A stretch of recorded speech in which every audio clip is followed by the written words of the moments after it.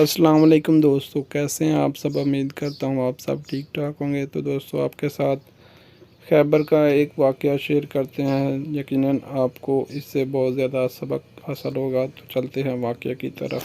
کچھ دنوں پہلے اسرائیل کے کچھ نوجوان اپنے ہاتھوں میں ایک تختی لے کر سڑکوں پر دیکھے، خیبر واز یور لاسٹ چانس، جس پر لکھا تھا، کیا آپ کو اس کا مطلب پتہ ہے؟ نہیں نا؟ تو آئیے جانتے ہیں۔ حضرت محمد مصطفیٰ صلی اللہ علیہ وآلہ وسلم کے دور حیات میں یہودیوں سے ایک جنگ ہوئی تھی۔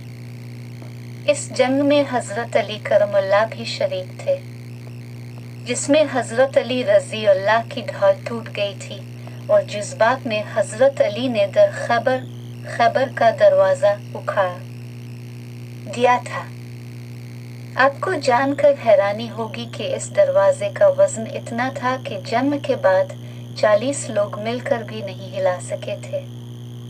اس جنگ میں یہودیوں کو بہت بری ہار ملی تھی۔ یہ جنگ اتنی پرانی ہے کہ 80% مسلمانوں کو یاد نہیں، کیونکہ مسلمان صرف ایک لفظ بن کر رہ گئے ہیں، پر یہودی آج بھی وہ تختی لے کر اپنے دل میں دشمنی نبھا رہے ہیں، جس پر لکھا ہے، مسلمانوں، خیبر کی جیت تمہاری آخری جیت تھی، اب تم ہم سے کبھی نہیں جیت سکتے۔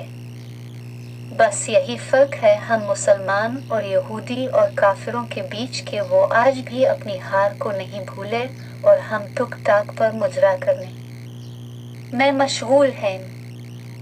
اللہ اب ہم سب کو ہدایت دے کہ اپنے تو دوستو، آپ کو ہماری یہ AI کی مدد سے تیار کردہ ویڈیو کیسی لگی کمنٹس کر کے ضرور بتائیں۔ ویڈیو کو لائک، چینل کو سبسکرائب کرنا مت بھولیے گا۔ Thanks for watching video.